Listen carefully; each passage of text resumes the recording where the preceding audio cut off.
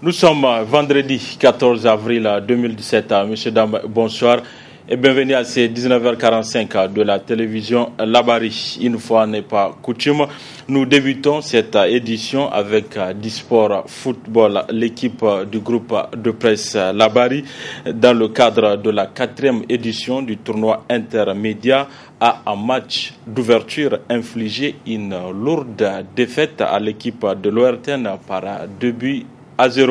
Les temps forts de cette rencontre avec Abdelrazak Hamidou. Ces deux géants de la famille des médias, en l'occurrence le groupe de presse Labari et l'ORTN, qui ouvrent ce tournoi intermédiaire qui est né à sa 4e édition. Et dès les premières minutes, le groupe de presse Labari impose sa loi à la télémère qui implose sous la pression d'une attaque redoutable composée de Ismaël et Faisal. Le premier but intervient sur une frappe magistrale de ce dernier. 1-0. C'est sous ce score que l'arbitre annonce la mi-temps au grand bonheur des joueurs de l'ORTN qui n'en pouvaient plus.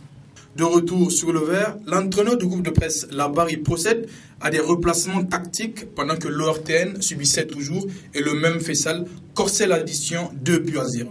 Le groupe de presse Labari continue alors de gérer tranquillement son match et était même tout près de marquer un 3e but. Score final 2-0. Ce match a été véritablement en notre défaveur. On avait sous-estimé pratiquement l'adversaire.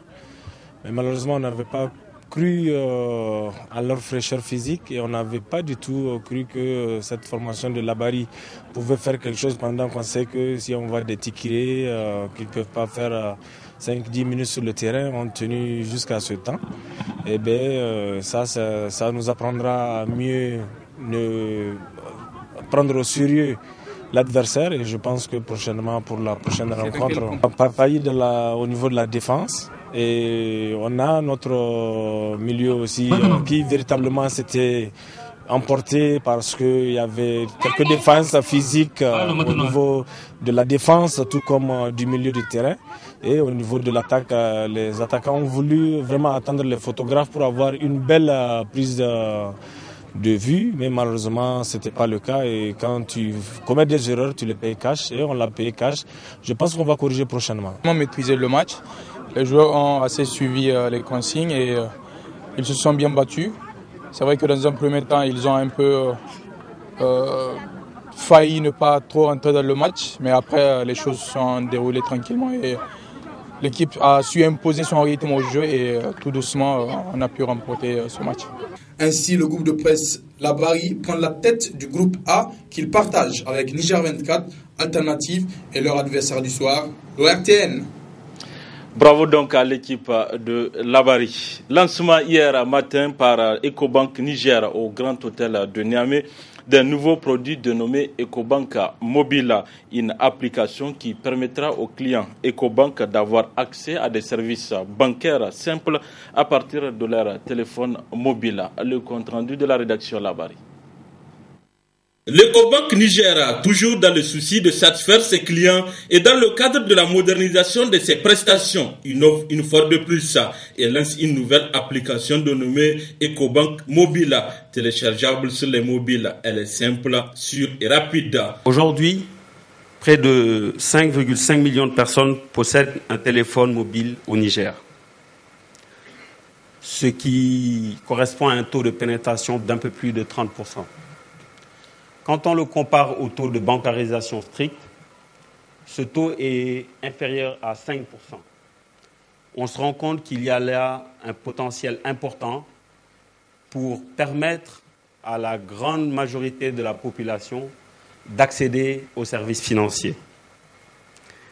C'est la raison pour laquelle le groupe Ecobank a emboîté le pas sur cette, opportunité pour permettre au plus grand nombre de Nigériens et Nigériennes, mais également dans tous les autres pays d'Afrique, donc au plus grand nombre, d'accéder aux services financiers. Nous pensons que cette application apportera sa contribution à la digitalisation des services financiers, à la digitalisation de l'économie, qui est un enjeu majeur pour nos pays en ce 21e siècle. Ecobank Mobile intègre des multiples fonctions. L'ouverture d'un compte Ecobank Express, qui a été mentionné, qui est un compte digital. un compte mobile donc qui peut être ouvert sans avoir à se présenter en agence bancaire.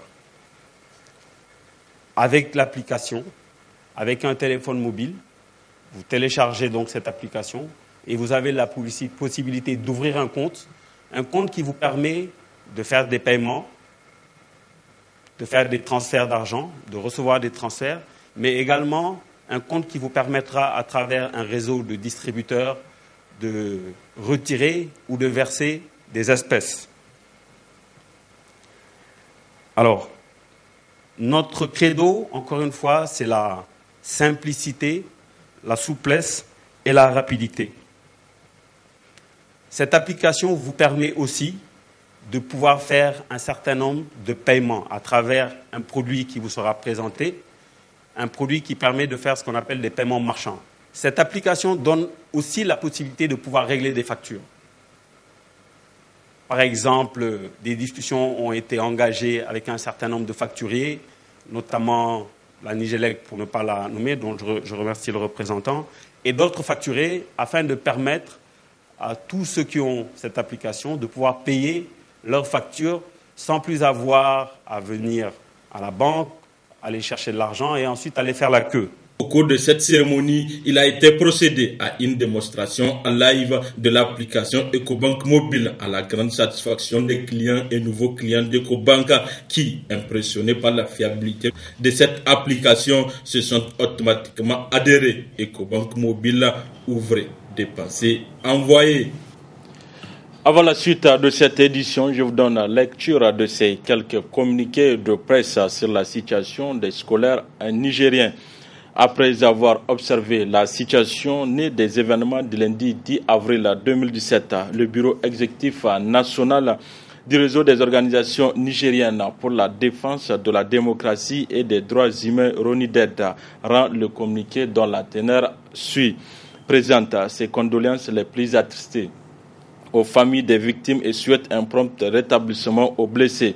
Dénonce et condamne les violences orchestrées lors de ces douloureux événements, exige au gouvernement l'ouverture d'une enquête indépendante en vue d'identifier les auteurs, co-auteurs et complices de ces actes ignobles, de les traduire devant les juridictions compétentes, demande au gouvernement la reprise des dialogues francs avec les scolaires en particulier et les syndicats du secteur de l'éducation en général, demande la libération sans condition des étudiantes et étudiants arrêtés à Niamey et à Maradi lors de ces événements, demande la réouverture des campus universitaires de Niamey et Maradi, demande au ministre chargé d'enseignement d'arrêter le verbiage autour de la question de l'école et d'être pragmatique et prompte à répondre aux revendications justes et légitimes des étudiants et enseignants. Enfin, exhorte les parties prenantes, les étudiants, les enseignants et les autorités à un sursaut patriotique en vue de sauver non seulement l'image de notre pays, mais aussi et surtout sauver l'année académique 2016-2017. Fait à Niamey le 14 avril 2017 pour le Ben RONIDED, le président Wada Nafiou. Un autre communiqué de presse, toujours sur la situation des scolaires nigériens. Le lundi 10 avril 2017, une répression barbare perpétrée par les forces de l'ordre s'est abattue sur les élèves et étudiants de Niamey et de l'intérieur du pays, faisant plusieurs victimes. Suite à cette répression sans égale depuis les événements tragiques du 9 février 1990, l'intersyndicale des travailleurs du Niger, ITN, composée des centrales et confédérations syndicales suivantes: l'USTN, la CNT, l'IGTN, la CDTN, la CGSL Niger, l'ISPT et l'IGCN, réunis en session extraordinaire le mercredi 12 avril 2017, condamne fermement ces actes barbares perpétrés par les forces de l'ordre sur les élèves et étudiants au cours d'une manifestation pacifique et exige d'elle plus de professionnalisme dans le cadre du maintien d'ordre. Demande avec insistance au gouvernement de diligenter une enquête en vue de situer les responsabilités et de châtier les auteurs de ces crimes odieux et crapuleux. Invite les parties prenantes à plus de retenue et à créer des conditions d'un dialogue en vue d'une paix sociale durable. présente ses condoléances les plus émues aux familles endeuillées et souhaite prompte guérison aux blessés. Par ailleurs, l'UTN salue et félicite nos 20 forces de défense et de sécurité suite à leur éclatante victoire le lundi 10 avril 2017 à Guesquerou dans la région de Difa sur les événements de Boko Haram qui ont été mis en déroute malgré l'arsenal déployé pour leurs sales besoins. Un autre communiqué de presse. Le bureau exécutif national de l'Association nigérienne pour la défense des droits de l'homme, ANDDH, s'est réuni en session extraordinaire le jeudi 12 avril 2017 à l'effet d'examiner les derniers développements de la situation académique dans notre pays depuis le 10 avril 2017.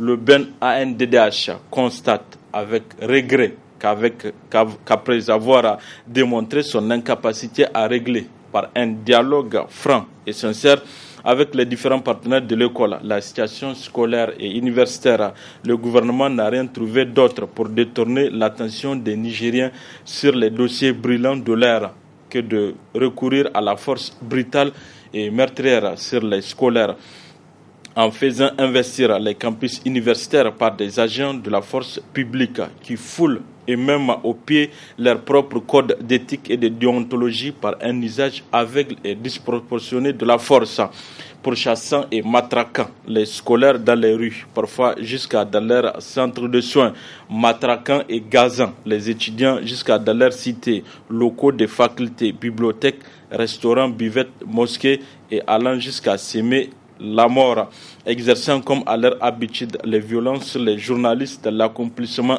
régulier de leur devoir d'information, violent allègrement de franchise universitaire.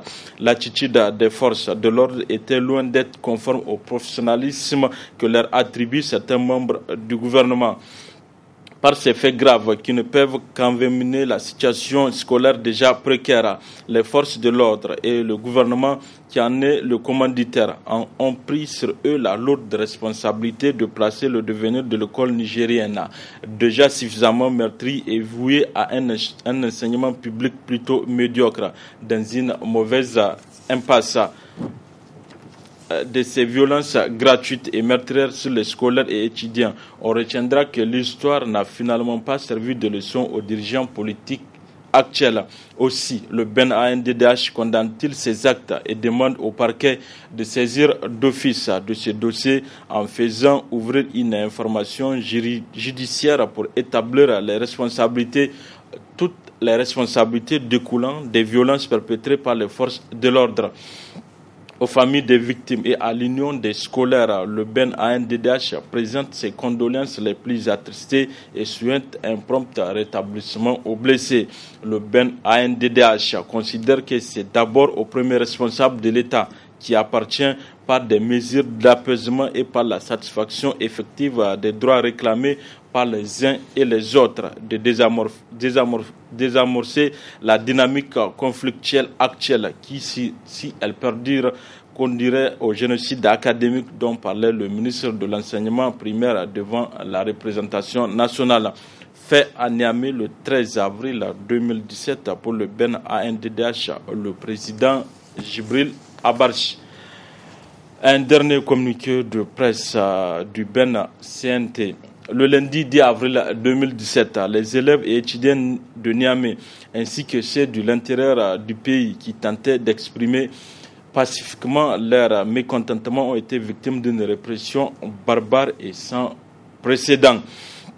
Face à la démission de l'État dans le sauvetage de l'année académique 2016 et 2017 et suite à cette bavure policière, le BEN CNT condamne sans réserve les violations de franchises universitaires et syndicales, condamne avec fermeté ces actes barbares perpétrés par les forces de l'ordre sur les élèves et étudiants au cours d'une manifestation pacifique, condamne avec force les violations des libertés syndicales et le droit de manifester par les autorités en place, déplore cette tragédie ayant conduit à la mort de l'étudiant Bagalé et plusieurs blessés graves, apporte son soutien au mouvement scolaire et enseignants et demande au gouvernement la satisfaction de leurs revendications. Exige du gouvernement l'ouverture d'une enquête en vue de situer les responsabilités et châtier les auteurs de ces crimes odieux. Exige la libération de tous les élèves et étudiants détenus à l'occasion de cette manifestation. Exige la réouverture immédiate et sans condition des campus universitaires de Niamey et Maradi. Le Ben CNT présente ses condoléances à la camarade de Madame Alou Yakoha, membre de Ben Centragex, suite au décès de son petit frère Mala Baguele, à sa famille et à la communauté estudiantine, et prie Allah, le Tout-Puissant, de l'accueillir dans son paradis éternel et souhaite prompt rétablissement aux blessés. Enfin, la Confédération nigérienne du travail CNT, fidèle à son credo qui est le dialogue social, est convaincue que pour l'instauration d'un climat social apaisé, il faut nécessairement privilégier le dialogue et non la confrontation. Demande au gouvernement de se saisir afin de créer les conditions des négociations franches et sincères avec l'ISN et la synergie cause Niger-Sinaseb pour sauver l'école nigérienne, qui est de sauve le Niger et son peuple. Pour le bureau exécutif national, le secrétaire général El Hadji Mamadou Sako. Le regroupement des ONG et associations du secteur de la santé du Niger, ROASEN, a tenu hier après-midi dans la salle de réunion du ministère de la Santé publique une réunion d'information. Il s'est agi pour ce regroupement d'échanger sur les tenants et aboutissants et leur implication dans la promotion de la vaccination au Niger. Le résumé de cette rencontre avec Adamou Soumana et Halidou Brema. L'ensemble des organisations non gouvernementales et associations du secteur de la santé du Niger se retrouvent à travers ce cadre pour échanger autour de leur implication dans la promotion de la vaccination dans le pays. Une rencontre qui se veut ainsi celle d'information entre membres du ROASEN. Nous avons pensé à faire cette séance d'information et de sensibilisation à l'endroit de nos autres collègues ONG associations. C'est dans le cadre d'une initiative que nous avons en tout cas initiée avec le ministère de la Santé, que nous remercions au passage, et avec le Gavi Alliance qui finance la vaccination et le renforcement du système de santé. Donc au cours des différentes réunions de Gavi au ministère de la Santé, nous avons eu à plaider pour inscrire un certain nombre d'activités dans les activités de la direction de la vaccination, c'est-à-dire le PEV. Donc nous voulons en tout cas profiter avec Gavi Alliance, l'appui qu'elle donne aux ONG du Niger, pour pouvoir faire non seulement une série d'activités en passant par des journées parlementaires pour amener, en tout cas informer, sensibiliser nos parlementaires et faire du plaidoyer, et aussi à faire un suivi communautaire, c'est-à-dire impliquer les ONG et les associations du secteur de la santé dans la promotion de la vaccination, tant au niveau des hameaux qu'au niveau des villages, qu'au niveau des quartiers, pour réduire le taux de réticence. Des assises qui se tiennent pour la première fois en présence des responsables de différentes structures en charge de la question. Pour le moment, il y a beaucoup d'ONG qui sont impliqués dans la vaccination, tant des ONG nationales qu'au niveau international. Mais ici, on veut saisir une opportunité. Il y a Gavi Alliance qui est prêt à nous appuyer à travers le ministère de la Santé, c'est-à-dire la direction des immunisations du peuple, pour pouvoir mobiliser le maximum des ONG pour pouvoir les impliquer. Donc on peut dire qu'aujourd'hui, la rencontre dans le cadre du réseau des ONG et associations partenaires de Gavi, c'est la première dans les annales de l'histoire de notre pays. Le regroupement des organisations et associations du secteur de la santé au Niger plante ainsi le décor des différentes activités qu'il entend mener dans les jours, voire mois à venir pour la promotion de la vaccination dans le pays.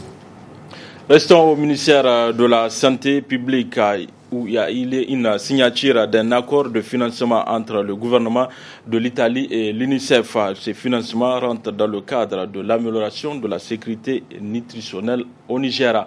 Nafisa Zakou pour le compte-rendu.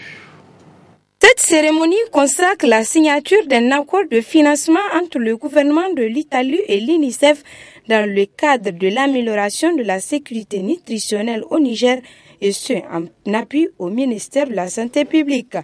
Ce financement est le deuxième du genre octroyé par l'Italie en faveur de la nutrition. Les résultats atteints dans le cadre du premier financement régional octroyé par la coopération italienne en 2015 ont fait une différence dans la vie quotidienne des familles de la région de Tillabéri. Des personnes ressources ont été formées, l'information est passée, le dialogue s'est installé et des enfants ont été sauvés. C'est un travail collectif dont nous pouvons être fiers, qui a associé les agents de santé et les relais communautaires, les parents et les enfants. Plusieurs efforts ont été consentis par le Niger et ses partenaires en faveur de la santé de la femme et de l'enfant grâce aux appuis du gouvernement italien. L'appui de l'Italie aux efforts consentis par le Niger et ses partenaires n'est pas nouveau. En 2015, un premier financement de la coopération italienne de près de 10 millions de dollars avait permis à plus de 500 agents de santé et relais communautaires d'être formés pour conseiller et d'accompagner les parents des districts sanitaires de Tera, Tillabéri et Oualam dans leur pratique quotidienne d'alimentation et de soins aux jeunes enfants. Plus de 30 000 femmes enceintes avaient alors souffert de l'acide folique, tandis que l'alimentation de 18 000 enfants âgés de 6 à 23 mois avait été améliorée grâce à des poudres et multinutriments. Près de 4 200 cas de malnutrition aiguë sévère chez les enfants de 6 à 59 mois dans la région de Tillabéri ont également pu être traités grâce à la générosité de mes concitoyens.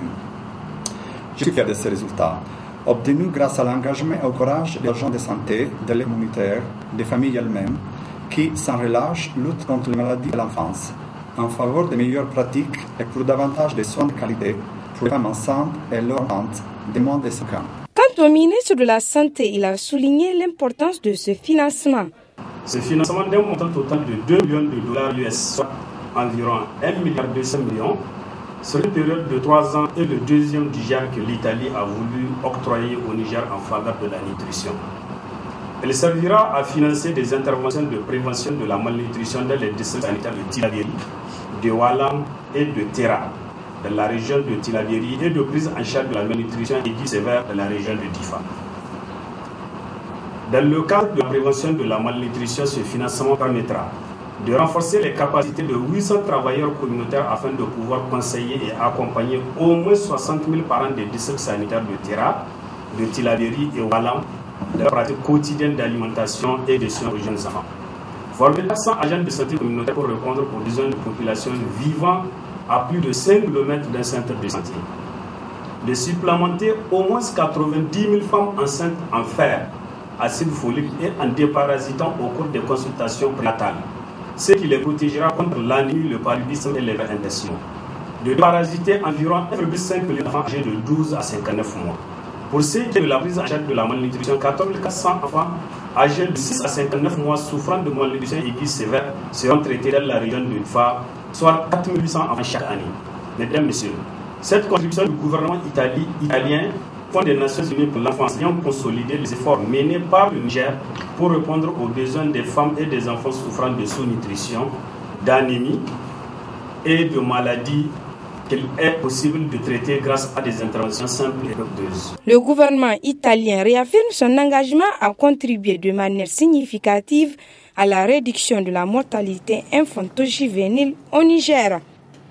Conférence de presse sur la migration hier jeudi au palais de sport tenue par Sylvie Nancha. Cette conférence a pour but premier de dissuader les migrants clandestins à prendre la route au péril de leur vie. Abdelrazak Hamidou et Ibrahim Abdou.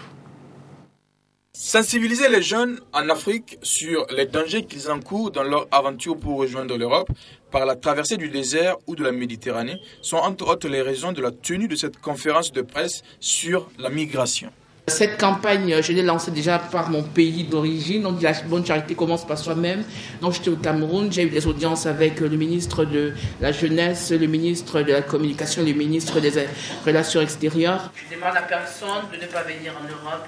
Je demande aux gens de ne pas prendre la voie illégale pour venir en Europe, de s'informer, de voir les voies légales, une voie légale, et de voir des alternatives en fait. En gros, c'est ça. On peut mettre des projets sur pied pour faciliter l'insertion des Africains en Allemagne. Les Africains qui arrivent ayant dépassé le désert ou bien la même Méditerranée ou alors ayant sauté la barrière à Ceuta, ils sont à 90% traumatisés, ça ne le savent pas eux-mêmes. Et déjà sur le plan psychologique, ce sont des gens qui doivent être accompagnés. Une tournée en Afrique est au programme. Au total, 6 pays, dont le Cameroun ou encore le Mali, en vue de lancer un projet sur la situation des Africains en Allemagne, pays européen qui accueille le plus de migrants, conjointement avec la chancelière allemande. Il y a un projet qui sera lancé également avec la chancellerie. On va essayer de faire une étude sur la situation des Africains en général en Allemagne, et puis on va publier un livre qui représente la situation des Africains avec les statistiques. Donc le projet sera lancé en juin. C'est moi qui coordonne le projet en collaboration avec la chancellerie. Dans le cadre du projet qui m'amène ici, qui m'amène en Afrique, donc c'est Lost Dreams, Rêves perdus, Verlorene Träume. On s'est dit, en tant que représentants des Africains en Allemagne, nous avons en fait un devoir. On a un devoir par rapport à nos frères compatriotes africains ou d'origine africaine, mais on a également un devoir par rapport à tous nos frères et compatriotes qui viennent en Europe en passant par le désert, qui traversent la mer ou alors qui traversent la barrière en Espagne. Et comme vous le savez, le flux migratoire ces deux dernières années a été très très grand. L'Allemagne particulièrement est le pays européen qui a reçu le plus de migrants venant beaucoup plus de la Syrie, de l'Afghanistan, de l'Iran et de l'Irak. Mais avec tout ce flux-là, on s'est rendu compte que le nombre de migrants africains a également doublé en 2015 et en 2016. Et étant confronté à cela, le gouvernement a mis plusieurs programmes sur pied pour pouvoir s'occuper des migrants africains. Donc nous avons décidé de faire part à ces programmes-là pour nous occuper particulièrement des migrants africains. Cette campagne, je l'ai lancée déjà par mon pays d'origine. On dit la bonne charité commence par soi-même. Donc j'étais au Cameroun, j'ai eu des audiences avec le ministre de la Jeunesse, le ministre de la Communication, le ministre des Relations extérieures. Les films ont été projetés dans le but d'attirer l'attention des jeunes et les questions-réponses, journalistes, conférenciers ont bouclé la séance. L'ambassade des États-Unis au Niger a honoré une fois de plus le commandant Aïchatou Issaka Ousmane pour sa distinction au prix international de la femme courageuse en mars dernier à Washington aux États-Unis. Une initiative du secrétariat général des États-Unis d'Amérique pour encourager les femmes qui se sont distinguées dans la promotion des droits humains à travers le monde. Nafis Hassan pour le compte-rendu. Rendre hommage au commandant Aïchatou Issaka Ousmane, directrice adjointe de l'action sociale à la direction centrale du service de santé des armées à Niamey. Lauréate du prix international Women of Courage 2017. Un prix établi en 2007 par le secrétariat d'État des États-Unis, décerné chaque année à des femmes qui se sont distinguées dans la promotion des droits humains. Pour l'année 2017, le Niger a été honoré en la personne du commandant Aïchatou Issaka Ousmane, directrice adjointe de l'action sociale à la direction centrale du service de santé des armées à Niamey. Au nom de l'ambassade des États-Unis, je lui exprime mes chaleureuses félicitations. Commandant, félicitations, c'est vraiment un plaisir. Le prix international Women of Courage a été remis au commandant Aïchatou Issaka Ousmane le 29 mars à Washington par la première dame des États-Unis, Melania Trump, et le sous-secrétaire d'État aux affaires politiques, Thomas Shannon. Le commandant Aïchatou Issaka Ousmane est une des premières femmes nigériennes à intégrer l'armée. Elle a à son actif de nombreuses réalisations professionnelles, notamment dans le cadre du renforcement des relations civilo-militaires et la protection des droits des femmes et des enfants affectés par le conflit et la guerre. Pour le secrétaire général du ministère de la Défense, cette distinction est un honneur pour le Niger et aussi pour l'armée nigérienne. C'était un honneur, une fierté nationale que nous soyons dans la salle de l'auditorium du département d'État américain et en présence des milliers et des milliers d'ambassadeurs du monde entier pour recevoir cette distinction-là. Vraiment, je pense que c'est une fierté nationale, une fierté pour notre armée et qui s'est toujours battue dans l'honneur et la dignité pour sauvegarder les intérêts du peuple nigérien.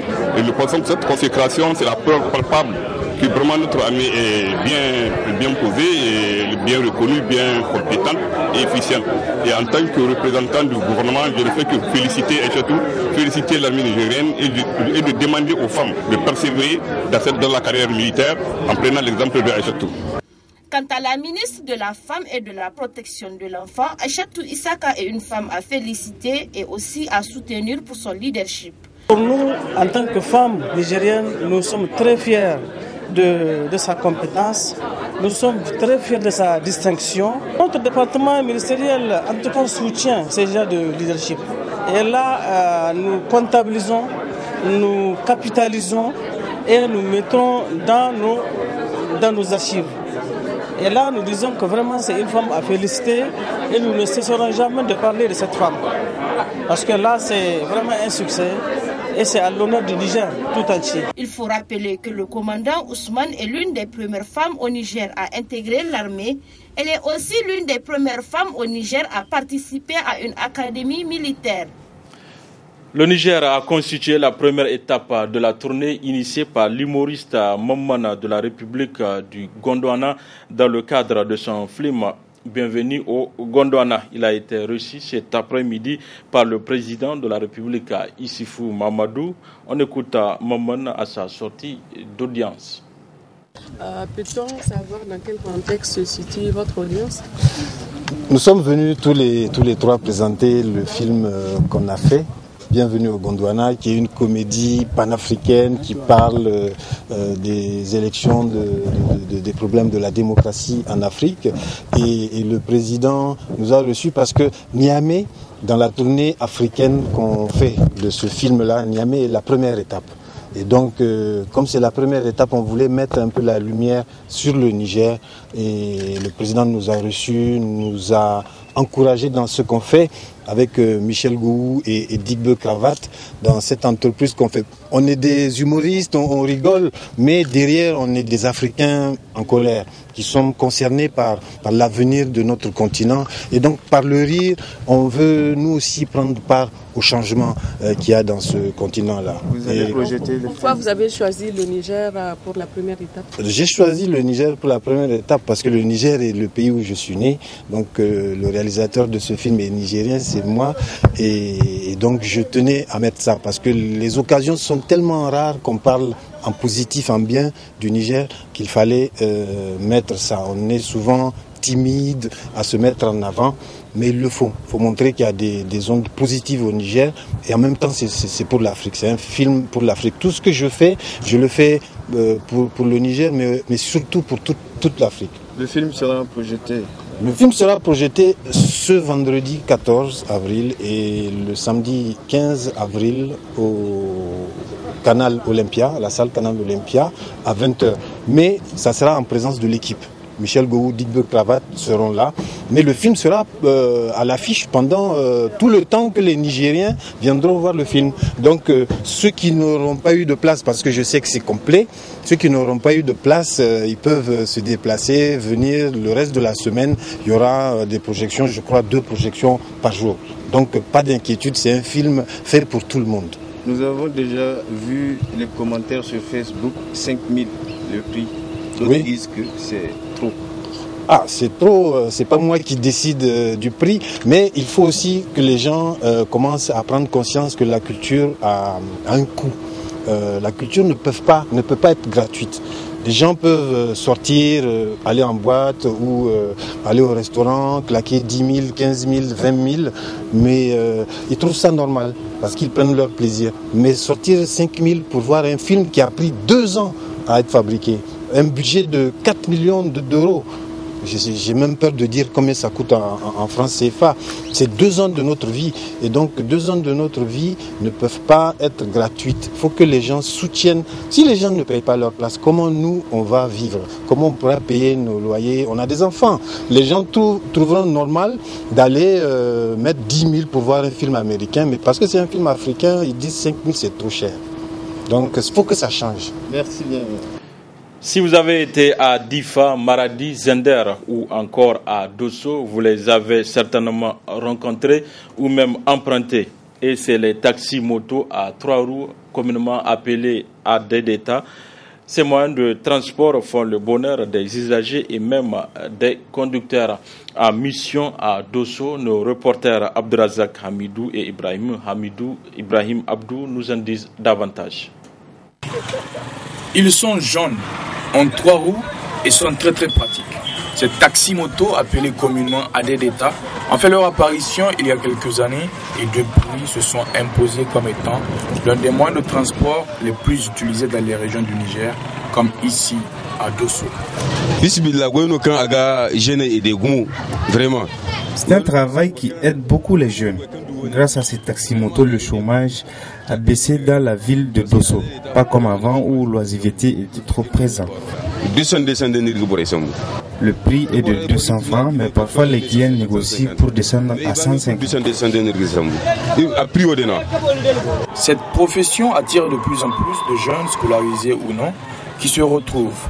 La plupart de ces conducteurs taxi-motos ne sont pas propriétaires. Ils ont des patrons qui demandent un versement journalier ou hebdomadaire.